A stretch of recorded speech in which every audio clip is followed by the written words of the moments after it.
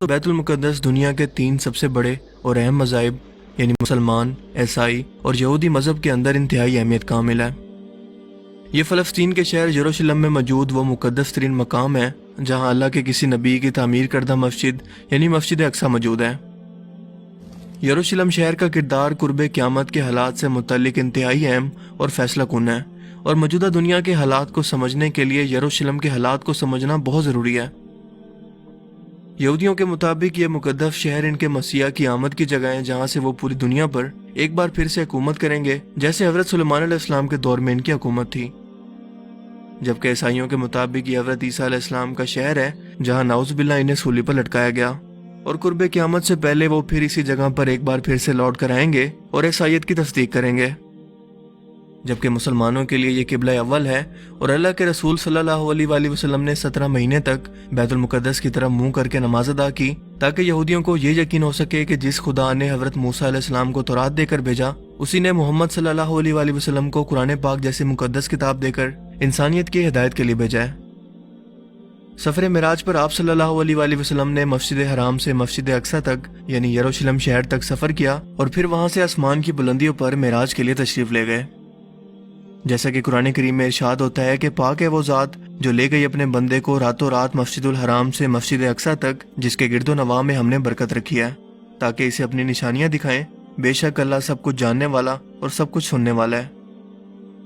इसके अलावा यही वो जगह है जहां पर हज़रत ईसा अलैहिस्सलाम दोबारा आसमान से तशरीफ लाएंगे और इस्लाम को सच्चा और हक का दीन साबित करेंगे। यरूशलेम शहर की अहमियत कुरान करीम से भी साबित है। सूरह अल-अंबिया में इरशाद होता है, और हमने इसे यानी इब्राहीम अलैहिस्सलाम को और लूत अलैहिस्सलाम को इस ज़मीन पर निजात दी जिसमें हमने अहले आलम के लिए बरकतें रखी हैं।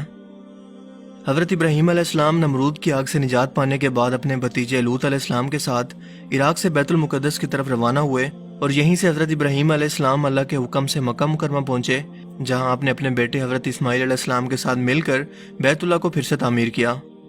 यानी कि यरूशलेम ऐसी मुक़द्दस सरजमीन है जिसे अल्लाह ताला ने आले इब्राहीम यानी इब्राहीम अलैहिस्सलाम की नस्ल के लिए और आने वाले पैगम्बरों और दीन यानी यहूदी, मुसलमान और ईसाईयत के लिए फैसला कुन मकाम बनाया है। क्योंकि जाहिर है कि इन तीनों मज़ाहिब में से सच्चा तो कोई एक ही हो सकता है, और यही किरदार कुर्बे क़यामत से पहले यरूशलेम को अदा करना है। यानी ये शहर कुर्बे क़यामत से पहले सिर्फ एक दीन को सच और हक साबित करेगा, और इसीलिए इसकी इस कदर अहमियत तीनों मज़ाहिब के अंदर है। यरूशलेम एक कदीम शहर है और तकरीबन 4000 साल पुरानी तारीख रखता है। ये 2 मरतबा मुकम्मल तौर पर तबाह हुआ। तारीख में इस पर 52 मरतबा हमले बताए जाते हैं, और 44 मुख्तलिफ कौमों का इस शहर पर कब्जा हुआ। ये तिल अबीब शहर और बहीरा रोम यानी मेडिटेरियन सी से 60 किलोमीटर मशरिक और बहर मुर्दार यानी डेड सी से तकरीबन 33 किलोमीटर फासले पर जबल यहूदा से घिरा हुआ है, जहाँ यहूदियों की 3000 साल पुरानी तारीख, ईसाइयों की 2000 साल, जबकि मुसलमानों की 1400 साल पुरानी तारीख मौजूद है। यहाँ इस वक्त 64% यहूदी आबादी, 32% मुसलमान और सिर्फ 2% ईसाई मौजूद हैं। हैकल की मगरबी दीवार, जो कि एक वाहिद स्ट्रक्चर इस वक्त हैकल सुलेमानी का मौजूद है, यहूदियों के लिए इस वक्त दुनिया की सबसे मुकद्दस तरीन जगह है। इस शहर के बारे में अल्लाह पाक कुरान करीम में इरशाद फरमाते हैं कि जिस बस्ती को हमने हलाक कर दिया था, इस पर हराम है कि वो वहाँ जाएं, हत्ता कि याजूज माजूज निकल जाएंगे और तमाम बुलंदियों से उतरते नजर आएंगे। दोस्तों, यहाँ हलाक होने वाली बस्ती से मुराद यरूशलेम शहर है, जिस पर यहूदियों की बदअमालियों की बदौलत 586 कबल मसीह में बाबुल इराक के बादशाह बख्त नसर और फिर टाइटस नामी बादशाह ने हमला करके इस शहर को मुकम्मल तौर पर तबाह कर दिया और लाखों यहूदियों को गुलाम बनाकर अपने साथ ले गए।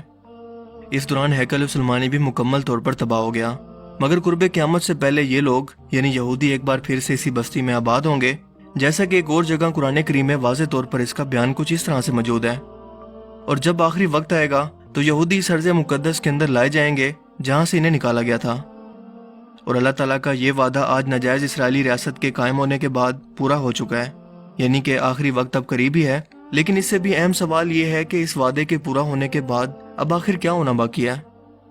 यहूदियों का मानना है कि जब वो तीसरी मरतबा इस मुकद्दस हैकल सुलेमानी को दोबारा तामीर कर लेंगे तो इनका मसीहा, जो मुसलमानों के नज़दीक दज्जाल है, वो दुनिया में नाजिल होगा। इसलिए इनके पास इस हैकल की तीसरी मरतबा तामीर का मुकम्मल नक्शा तक तैयार है, और इसके साथ साथ वो ताबूत सकीना के हसूल के लिए भी बेचैन है,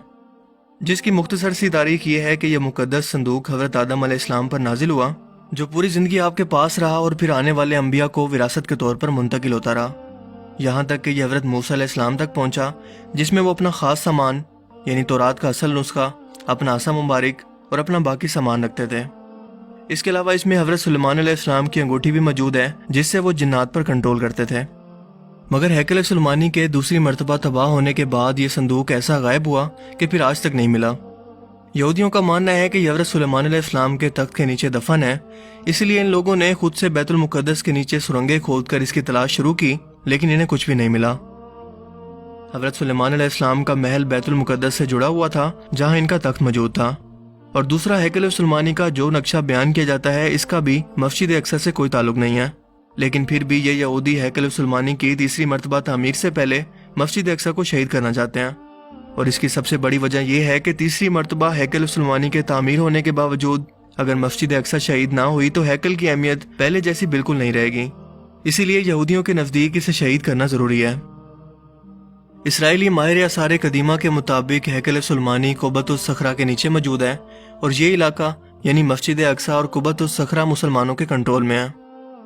اسرائیل نے عربوں کے ساتھ 6 روزہ جنگ کے دوران بیت المقدس پر قبضہ کر لیا تھا، مگر مسجد اقصی اور قبۃ الصخرہ کا کنٹرول اس جنگ کے باوجود بھی اردن کے ہاشمیوں کے پاس ہی تھا، جس کے بعد انہیں وہاں سے نکال کر اسرائیلیوں نے اس زمین پر قبضہ کر لیا۔ اس کے بعد ہیکل کی تعمیر کے اندر مزید تیزی آ چکی ہے، جو کہ ان کا صدیوں سے خواب ہے، کیونکہ ان کا ماننا ہے کہ اس کے بعد ہی مسیح دجال کی اس دنیا کے اندر آمد ممکن ہوگی، اور اسی مقصد کے لیے باقاعدہ ایک تنظیم دی ٹیمپل انسٹیٹیوٹ قائم ہے۔ لیکن ایک اہم بات کہ اس ہیکل کی تعمیر کے ساتھ ایک بڑی خون ریزی کا بائبل کے اندر بھی ذکر ہے، جس کی تصدیق یہودی بھی کرتے ہیں اور کہتے ہیں کہ یہ 7 سالہ لمبا عرصہ ہوگا، کیونکہ پہلے 3.5 سال کے اندر دنیا کی 1/4 آبادی ماری جائے گی، اور اس کے بعد انسانوں کے مرنے کے دوسرے دور کا آغاز ہوگا، جس میں دنیا کی مزید 1/4 آبادی موت کا شکار ہوگی۔ دوستو، اس وقت دنیا کی آبادی تقریباً 7 ارب ہے۔ اگر ان پیشن گوئیوں کو درست مان لیں تو 7 سال کے اندر 3.5 کروڑ لوگ صرف اس تنازع کے اندر مارے جائیں گے۔ ان کے مطابق پہلے مرحلے کے اندر خون ریزی مشرق وسطی سے لے کر مشرق وسطی ایشیا اور شمالی افریقہ، جبکہ دوسرے مرحلے کے اندر عراق کے دریائے فرات سے لے کر یروشلم کے علاقوں تک پھیل جائے گی۔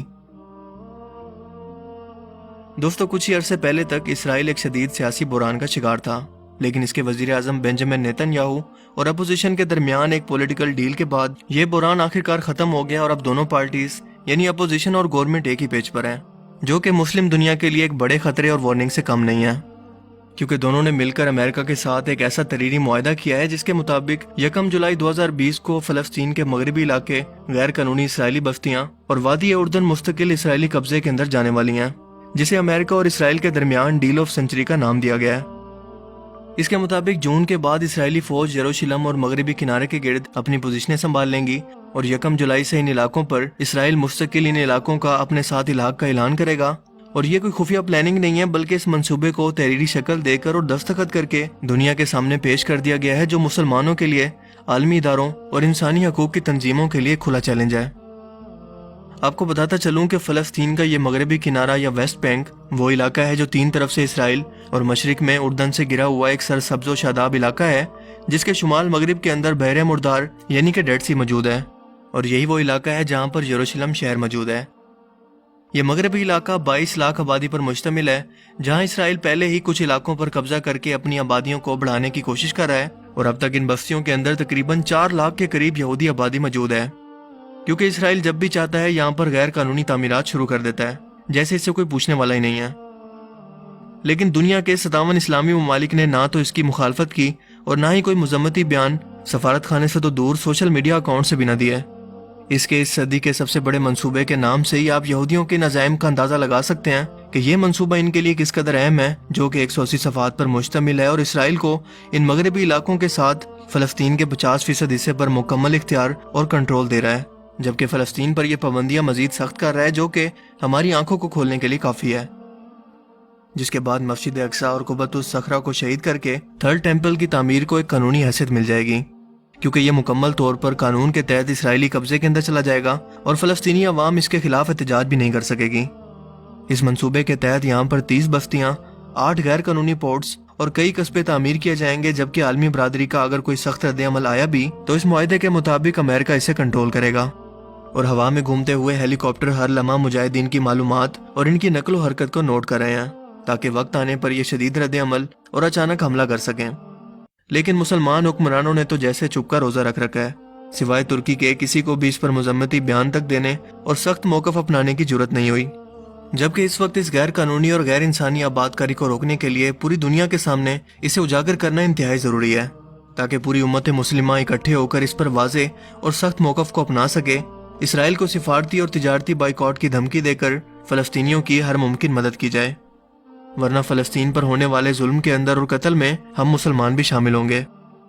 لہٰذا اب یہ صورتحال واضح ہو چکی ہے کہ اس شہر یروشلم کا کردار نیو ورلڈ آرڈر اور قرب قیامت سے متعلق یہودیوں کے لیے اس قدر اہم کیوں ہے،